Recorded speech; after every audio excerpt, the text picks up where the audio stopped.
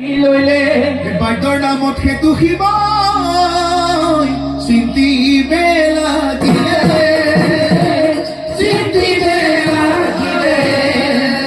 ক'ত পাম ক'ত পাম দিলে হৰি চিন্তিলে হৰি হৰিৰ কটাক্ষে ভক্তি ৰখে চালখনি ভৈৰে অনাৰি মুচিয়ালে বাদ্যটি চাবলৈ যে ললে বিষ্ণুৰ পদত গংগাই ফিৰে